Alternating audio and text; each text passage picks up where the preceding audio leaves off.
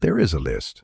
Not an official list, not a government document, not anything that was ever printed or filed or submitted as evidence in any courtroom. But it exists in the institutional memory of the FBI, in the research of organized crime historians, in the accounts of journalists who spent careers covering the men who built the American underworld. It is a list of the men who ran the national syndicate at its peak in the 1940s and 1950s, the men who sat at the table when the decisions were made, the men who divided territories and settled disputes and directed the most powerful criminal organization the world had ever seen. Go down that list and mark how each one ended. Al Capone, the most famous name on the list.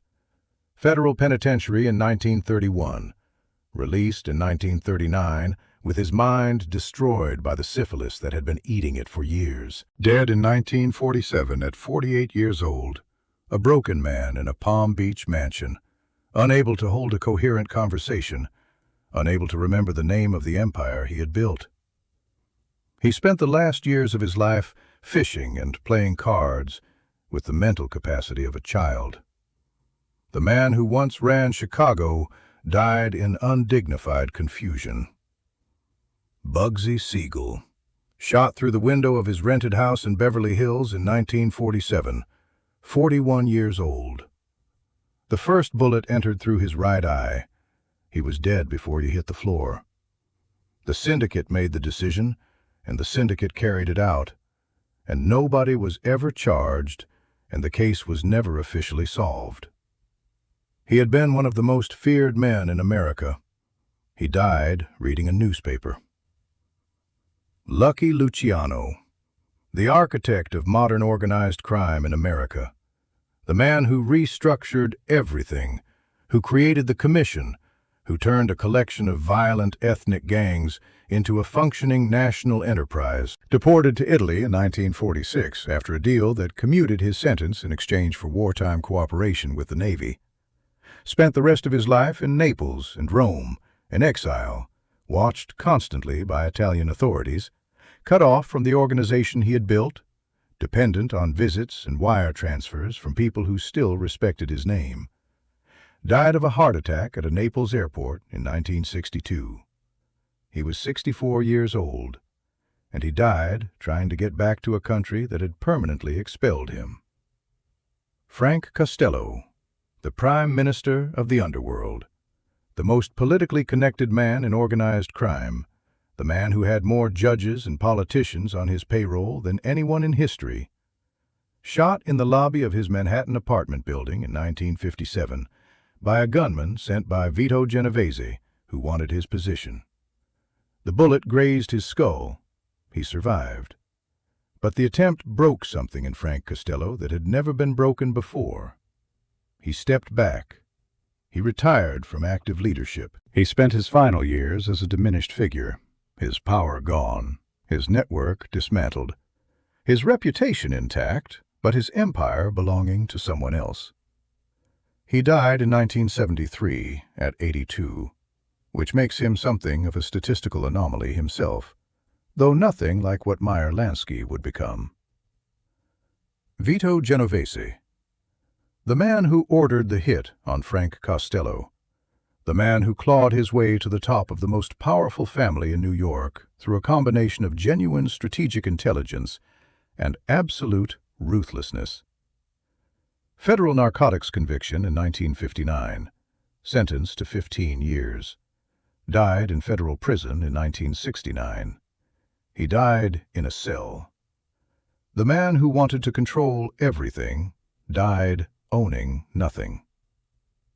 Albert Anastasia, the most violent man on the list, the head of Murder Incorporated, a man whose appetite for lethal solutions to problems was so consistent and so extreme that even his own organization eventually found it unsustainable.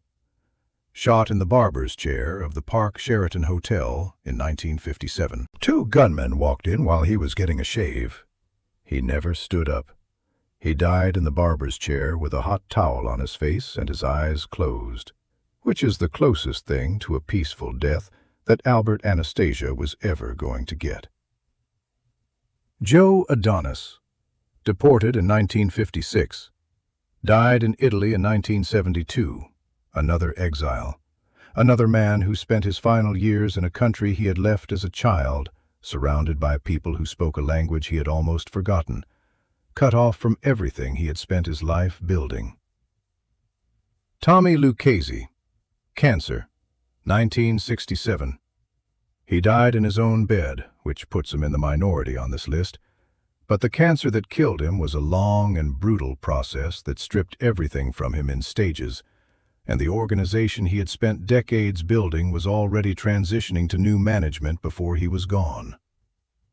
Go down the list: prison, exile, the barber's chair, the living room window, the federal penitentiary, the deportation hearing, the cancer ward, the stroke, the mental institution, the mob hit, the government informant who turns enough evidence to destroy 20 years of work in a single trial. Now find the name at the bottom of the list, the one who does not fit the pattern. The small man from the Lower East Side who arrived at Ellis Island at 9 years old with no English and no money and no connections and nothing except a mind that worked differently from every other mind in whatever room he occupied. The man who built as much as any of them, who was more indispensable than all of them, who operated at the center of the most dangerous organization in American history for 50 years, and who died in January 1983 in a bed in Miami Beach at the age of 80. Meyer Lansky, the last man standing.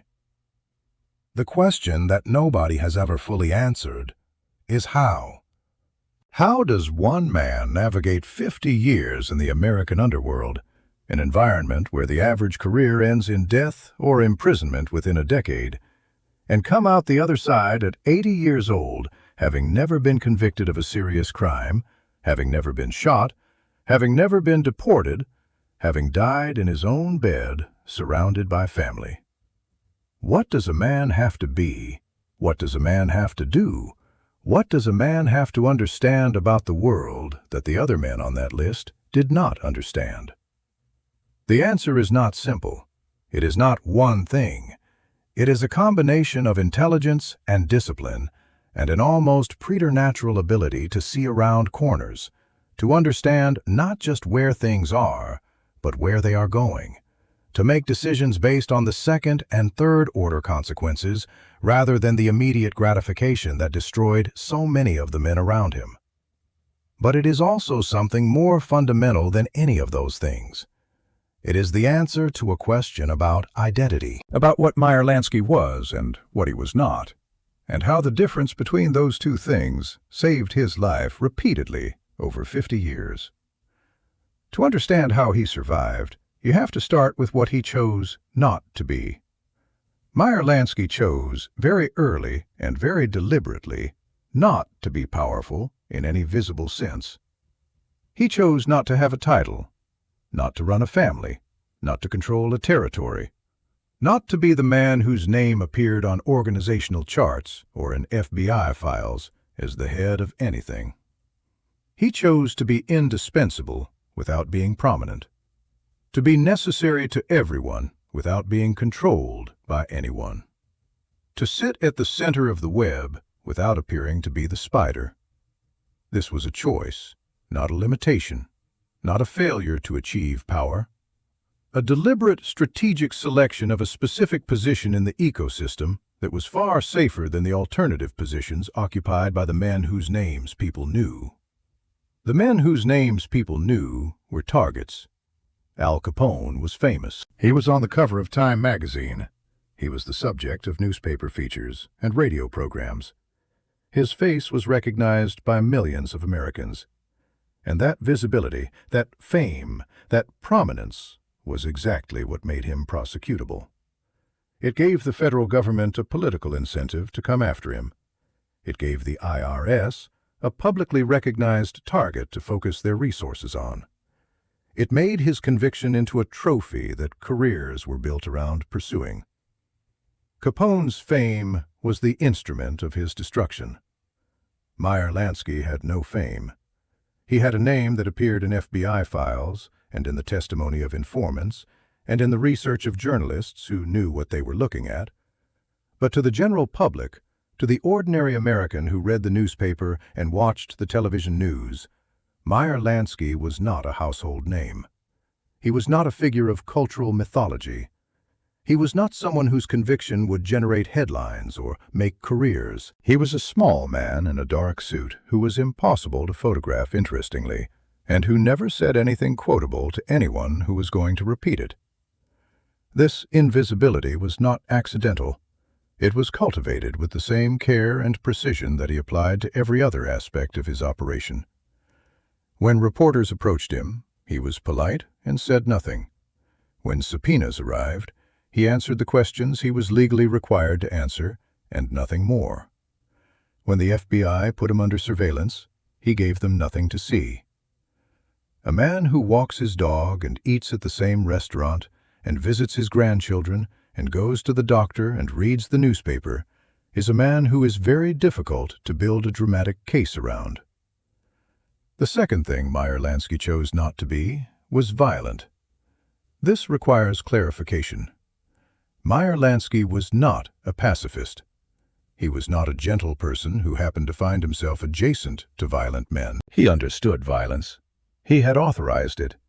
He had moved through a world where it was a constant operational reality. But he was not personally violent in the way that destroyed the men around him. He did not pull triggers. He did not direct violence as a first response to problems. He did not accumulate enemies through gratuitous cruelty the way Anastasia did, enemies who eventually decided the world would be better organized without him in it. Violence in the organized crime world is a double-edged instrument. It solves short-term problems and creates long-term liabilities. Every act of violence leaves evidence. Every act of violence creates witnesses or surviving enemies, or destabilizes arrangements that were generating profit. Every act of violence that gets the wrong person or misses its intended target creates a new threat that has to be managed. The men who were most comfortable with violence, who reached for it quickly and used it broadly, were the men who accumulated the most enemies and the most evidence and the most organizational chaos. Meyer Lansky used violence the way a surgeon uses a scalpel, precisely, reluctantly, and only when no other instrument would accomplish the necessary result. This approach left him with fewer enemies, less evidence, and a cleaner operational profile than almost anyone else at his level. It also meant that when violence was directed at him, which it occasionally was, it was more likely to be opportunistic than systematic. Systematic violence is organized. It comes from someone who has decided that your continued existence is incompatible with their interests and has put resources behind removing you.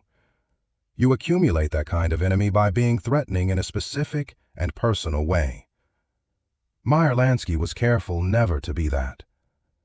The third thing is financial. And this is where Meyer Lansky's survival story becomes truly extraordinary, because the financial dimension of his survival is not just about protecting money. It is about understanding, better than anyone else in his world, the relationship between financial visibility and legal vulnerability. The IRS destroyed Al Capone. This lesson was not lost on Meyer Lansky. He understood that the government's most reliable tool against organized crime figures was not the investigation of criminal activity itself, which was difficult to prove and easy to obscure, but the investigation of financial anomalies.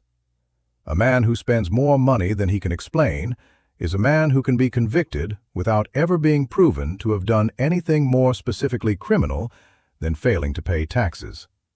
Meyer Lansky's response to this threat was architectural. He built a financial system specifically designed to eliminate the gap between visible income and visible spending. The offshore accounts, the casino cleaning operations, the front companies and nominee structures and international banking relationships. All of it served the same fundamental purpose, not just to protect the money, to protect the man, to ensure that the specific legal mechanism that destroyed Capone could never be deployed against him.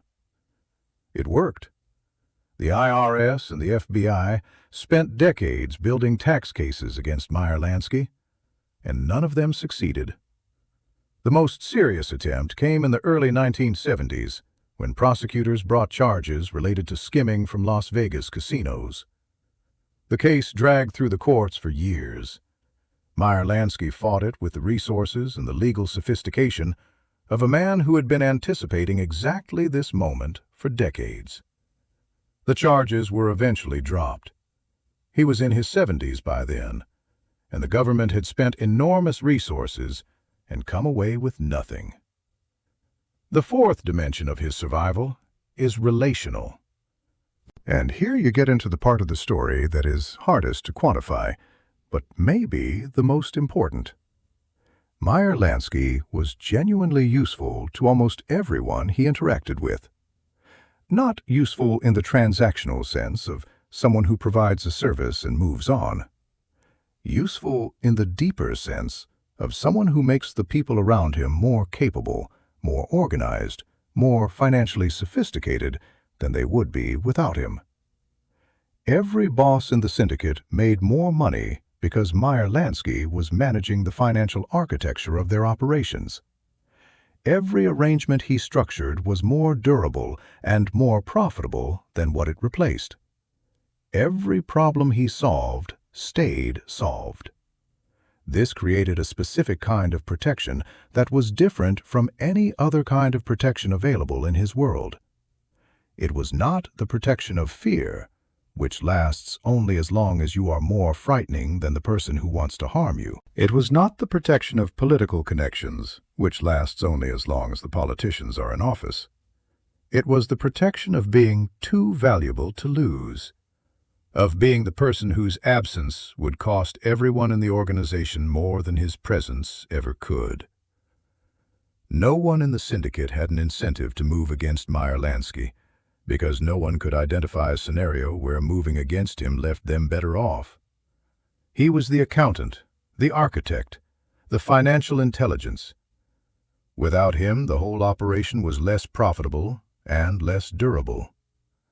The calculus never worked in favor of removing him. He had made himself, through genuine competence and decades of indispensable service, too expensive to eliminate. This is different from being protected. Being protected means someone else is managing your security. Being indispensable means your security manages itself through the rational self-interest of everyone around you. Meyer Lansky understood the difference and built his position accordingly. But even with all of this, even with the invisibility and the controlled relationship to violence and the financial architecture and the indispensability, there are moments in Meyer Lansky's story where the protection fails, and he is genuinely exposed, and the outcome could have been different. Moments where the contingency of his survival becomes visible, where you can see that it was not inevitable, that it required not just intelligence and preparation, but something that functions like luck. Though calling it luck understates the degree to which he had shaped the conditions that made favorable outcomes more probable. The attempt on Frank Costello in 1957 is one of those moments. When Vito Genovese sends a gunman after the Prime Minister of the Underworld, it is not just an attack on Costello. It is a reorganization of the entire power structure of the New York families. Genovese is trying to consolidate control, and in a world where power is being violently contested at the top, everyone below the top is exposed. People get caught in the reorganization. People who seemed safe yesterday find themselves on the wrong side of a line that was not drawn yesterday. Meyer Lansky navigates this moment with the specific combination of stillness and calculation that characterizes everything he does. He does not take sides. He does not make public declarations of loyalty. He waits. He watches. He assesses the situation and identifies the likely outcome and positions himself accordingly. And when the dust settles and Genovese has his moment of ascendancy, and then almost immediately destroys it with the narcotics conviction that sends him to federal prison for the rest of his life, Meyer Lansky is still in his position, untouched, unchanged, still the financial architect for whoever is now running things. He does this repeatedly over 50 years. The landscape around him shifts. The men at the top rise and fall.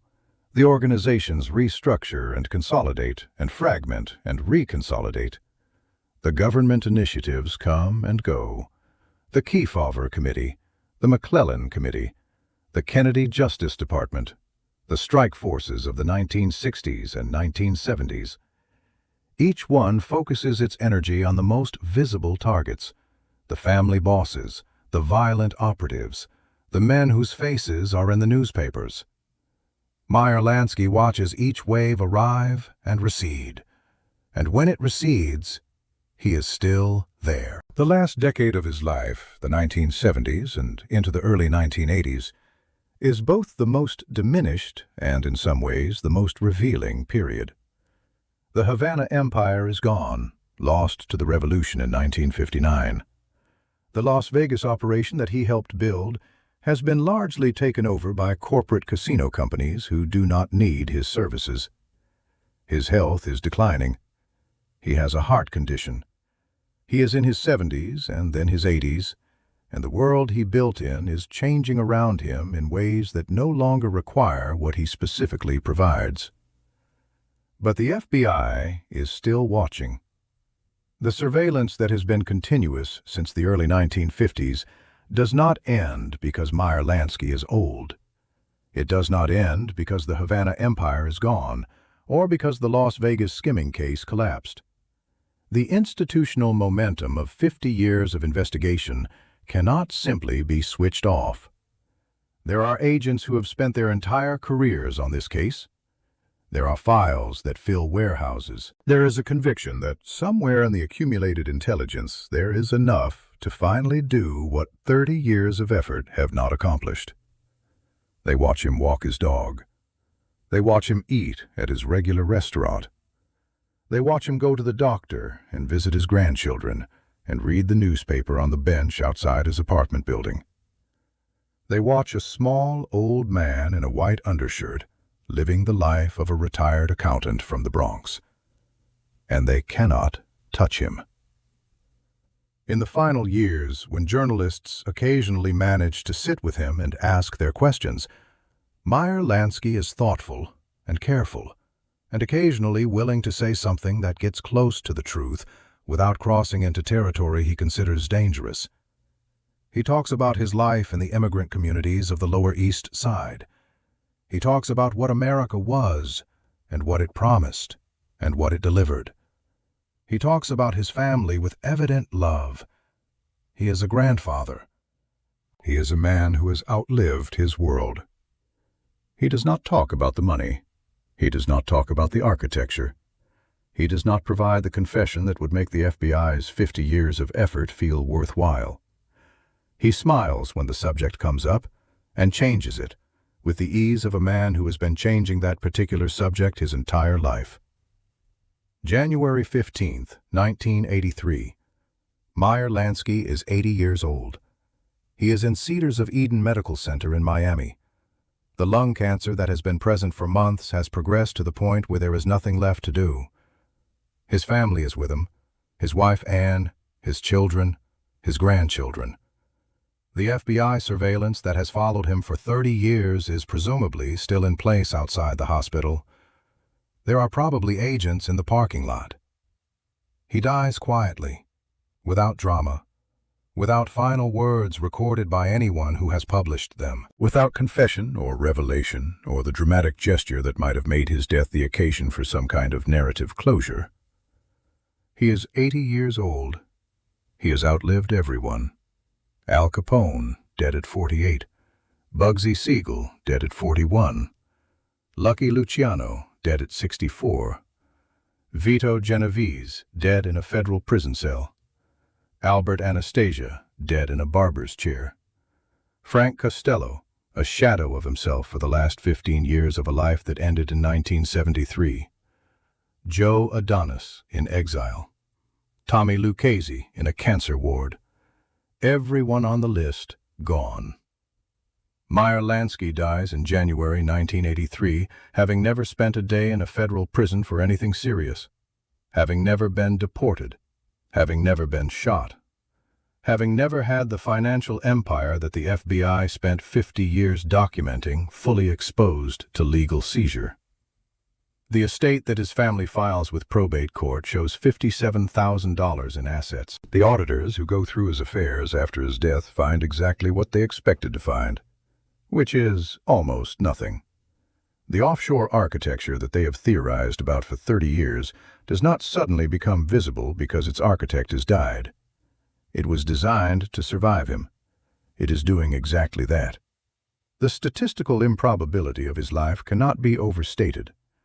In the world he occupied, dying in bed at 80 after a long illness is so far outside the normal distribution of outcomes that it barely seems to belong in the same category as the other endpoints.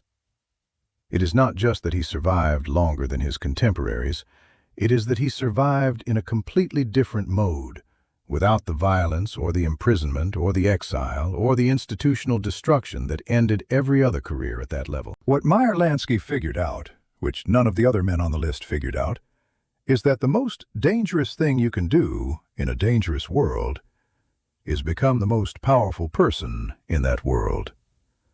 Power makes you a target. Power makes you responsible for decisions that generate enemies. Power makes you the person whose removal solves the most problems for the most people simultaneously.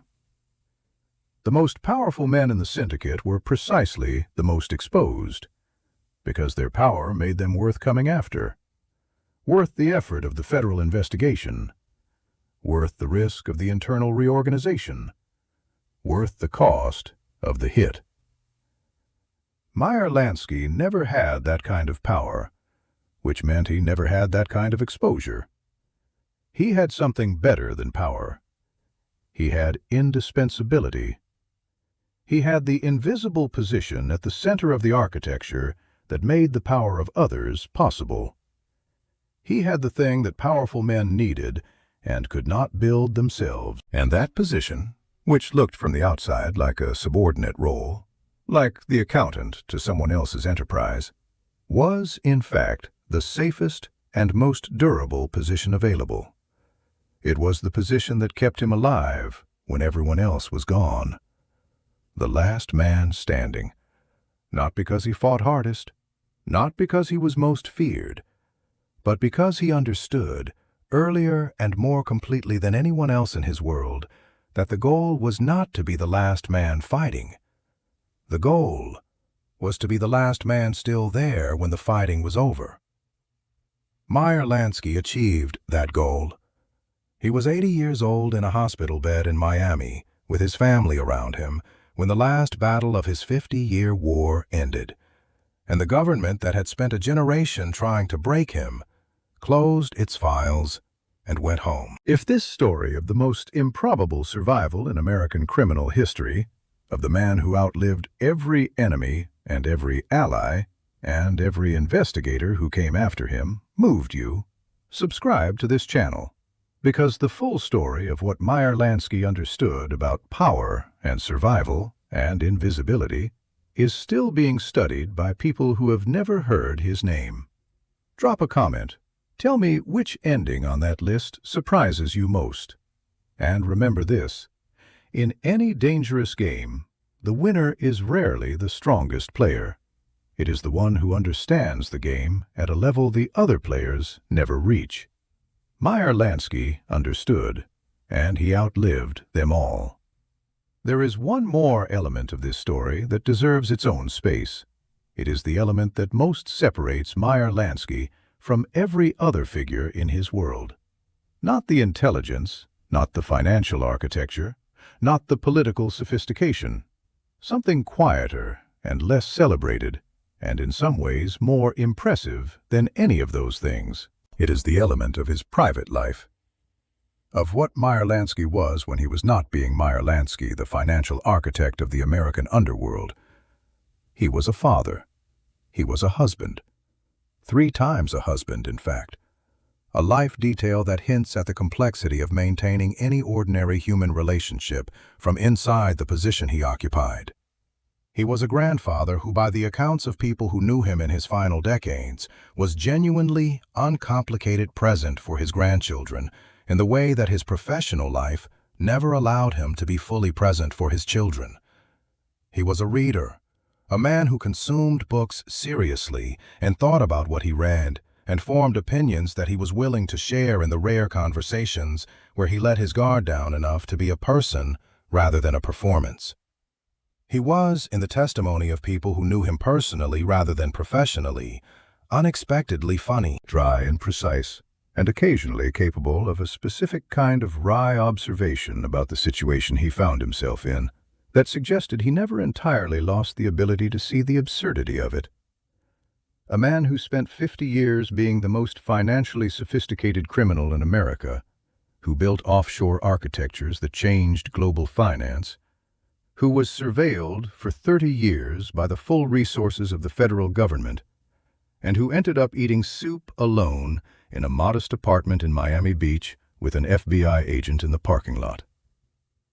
There is something in that situation, when you look at it from the right angle, that is genuinely funny. Meyer Lansky appeared to see it. He talked, in his final years, about Israel with a sadness that never fully resolved. The rejection of his citizenship application in 1972 by a government that ruled him inadmissible under a law designed to prevent criminals from entering the country was a wound that he carried quietly and without public complaint, but that everyone who knew him understood had cut deep.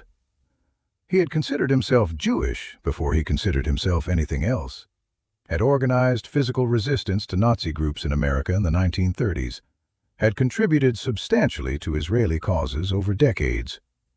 To be told by the Jewish state that he was not the kind of Jew it wanted was a specific pain that no financial success and no operational victory could address. He did not speak about it extensively in interviews. He did not write about it. He did not pursue the legal battle beyond what his lawyers advised. He simply accepted the decision with the same controlled equanimity that he brought to every other reversal in his life. And he returned to Miami. And he continued to be exactly what he had always been, which was a small, precise man who revealed nothing that could be used against him, and who processed his private griefs in private. The grandsons who spoke at his funeral described a man they recognized as their grandfather, a man who showed up, who was present, who taught them things about the world through the specific, compressed wisdom of someone who had seen more of it than most. They did not describe the Meyer Lansky of the FBI files or the organized crime histories.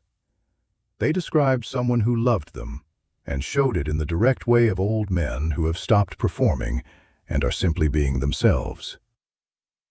This is the final element of the survival story that the statistics cannot capture. Meyer Lansky survived, not just because he was smarter than the people trying to catch him, though he was. Not just because he was more disciplined than the people who fell around him, though he was. But because he maintained, through 50 years of operating in one of the most dehumanizing environments available to an American in the 20th century, some irreducible core of himself that was not the operation, that was not the syndicate, or the offshore accounts, or the casino skimming, or any of the other machinery of his professional existence. Most of the men on that list lost that core somewhere along the way. The operation consumed them. The power became the identity. The organization became the self. And when the organization was attacked, or the power was stripped away, or the operation was dismantled by federal investigators, there was nothing left underneath. Capone without his empire was a confused old man with a damaged mind. Luciano without America was a man in the wrong country, speaking the wrong language with nowhere to belong. Siegel without the next project, the next vision, the next magnificent thing to build, was a man who had no way to exist in the world at a human scale. Meyer Lansky, without the operation, was still Meyer Lansky. He was still the man who had grown up on the Lower East Side and read books and thought carefully about everything and loved his family and had opinions about history and could make a dry observation about his situation that was genuinely funny if you were paying attention. The operation was what he did. It was never all of what he was. That distinction, which sounds like a philosophical abstraction, is actually a survival mechanism of the first order. Because the men who became their operations were vulnerable in their entirety when their operations were attacked. Everything they were was on the table. When the government came after Capone's money, it was coming after everything he was. Because Capone was the money, and the power, and the empire. When it came after Meyer Lansky's money, it was coming after something he had built, something real and important to him, but not something that constituted his entire existence. There was a person behind the architecture who could survive the architecture being challenged, whose identity did not depend on the architecture's invulnerability. This is why Meyer Lansky, at 80, sick and diminished and in a modest apartment under FBI surveillance, is still recognizably the same person he was at 40 and at 60. He has not been reduced by the losses and the reversals and the long, slow dismantling of everything he built. He has outlasted all of it. Not because he protected it all successfully, because he did not. Cuba is gone. Las Vegas is corporate. The syndicate of his peak years is a shadow. But he is still there. The person underneath the operation is intact. And that person, the one who reads and thinks and loves his grandchildren and makes dry observations about the absurdity of his situation, that person dies at 80 in a hospital bed in Miami, surrounded by family, intact to the last. That is the full story of the last man standing. Not just the strategy and the intelligence and the financial architecture, though all of that is real and consequential. But the thing underneath the strategy, the irreducible self that the strategy protected without consuming. The man who built an empire and let the empire be what it was, which was temporary and external, and ultimately not the point. The point was to still be there when it was over. Meyer Lansky was there. He was the last one there. And when his time finally came, it came on his own terms, in his own bed, at a time and in a manner that no one on that list, not one of the powerful and famous and feared men who built the American underworld alongside him, ever managed to achieve. The FBI closed their active file on Meyer Lansky in the weeks after his death. The agents who had watched him for years filed their final reports and moved on to other cases. The warehouses full of surveillance records and financial analyses and organizational charts became archival material, the residue of a 50-year investigation that ended with its subject dying peacefully in a hospital bed rather than in a courtroom or a cell or on a street corner. Somewhere in those archives, in the accumulated paper of 5 decades of institutional effort, there is a single line that captures the full irony of everything. It is the final assessed net worth, the number that 50 years of the most sophisticated financial investigation in American law enforcement history produced when it was finally over. $57,000. That is the official accounting of what Meyer Lansky had when he died. The last man standing, the financial architect of the American underworld, the man who invented offshore banking and cleaned $300 million through systems that the world still uses today, officially died worth $57,000. The gap between that number and the truth is the measure of how completely he won the game he was playing. The game that everyone else on that list lost. The game that Meyer Lansky played for 80 years and never lost once. Look at the list one more time. Every name on it, every man who sat at those tables and made those decisions and ran those operations. Every man who was feared and powerful and connected and dangerous. Every man who thought, at some point in his career, that he had built something durable enough to protect him from the specific endings that this world delivers to the men who live in it. They were wrong. All of them were wrong, except one. The small man from the Lower East Side. The one who chose invisibility over fame. Indispensability over power. The architecture over the title. The long game over the immediate gratification. The man who looked at Al Capone's famous face on the cover of Time magazine and saw not success, but a target. Who looked at Lucky Luciano's empire and saw not achievement, but exposure.